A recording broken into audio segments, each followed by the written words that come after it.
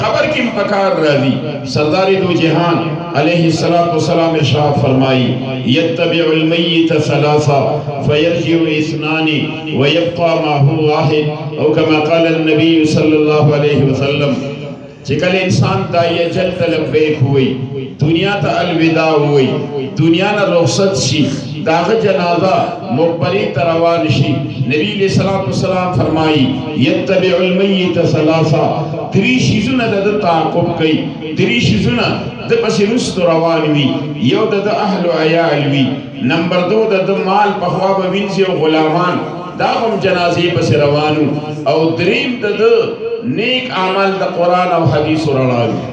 نبی علیہ السلام فرمائی فیرجو اثنانی تو واپس راشی اہل و عیال و مال ویبقى ما هو واحد لیکن دا قرآن و حدیث رڑا و سر پا قبر کے باتش دا بخاری شریف آخری حدیث کی او مسئلہ دا چی اعمال با مجسمی و غیر مجسم ہوئی نو دا امام بخاری رحمت اللہ علیہ او امام الحرمین او امام فخر الدین رازی رحمت اللہ علیہ داوی چی اعمال با غیر مجسمی پا حدیث دا بتاقید ترمیزی باندے استدلال کی او عبداللہ ابن عباس رضی اللہ تعالیٰ عنہما فرمائی چنا اعمال با مجسم کلیش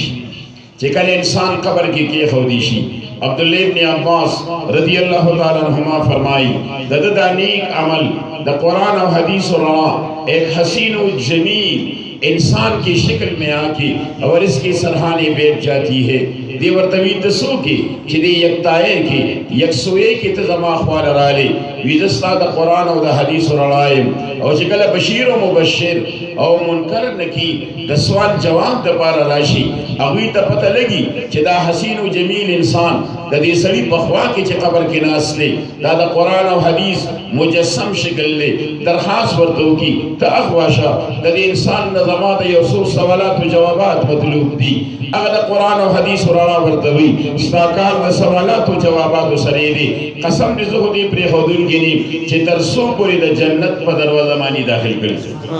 دا قرآن و حدیث و رڑا اگر با وفا و مخلص دوست دے چی چاریم انسان سر بے وفائی نکئی دا انسان پا قبر کم پکار را دی و پا حشر کم پکار را دی دا قرآن و حدیث و رڑا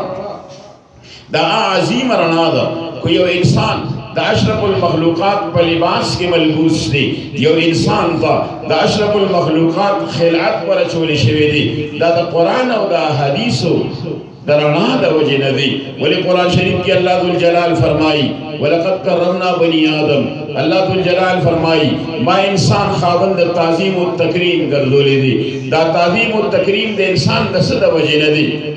امام غزالی رحمت اللہ علیہ دا دی آیات پذیل کی لیگی وہ انسان دیر بہادر شی خُفَإِنَّ الْأَسَدَ اشجع منہو زمرید انسان نا پا بہادرے کے لئے زیاد دے انسان پا بہادرے کے دلاورے اچوار مردے کی زمرید نرسی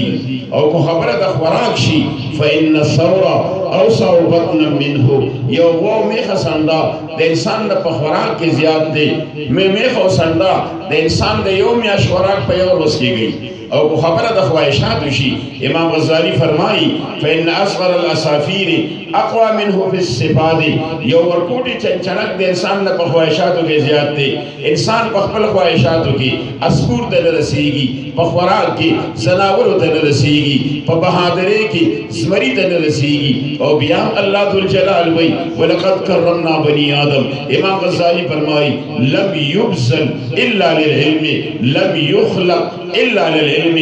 دا فضیلت دا قرآن و حدیث دا وجہ ندی ولیکو قرآن و حدیث با دی ایمان نبی دا انسان دا قرآن سوی اولائک کل انعام بل هم مدول دا ضرورو نبی زیاد اور شکل دا غرانا دا انسان سینے تراشی قرآن سینے کے محفوظ کی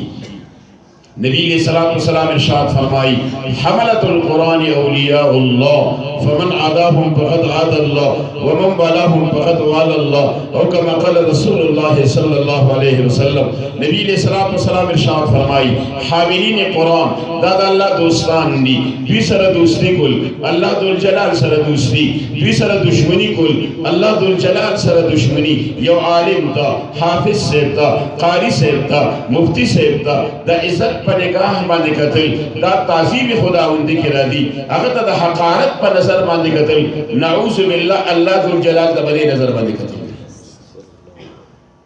زمون دی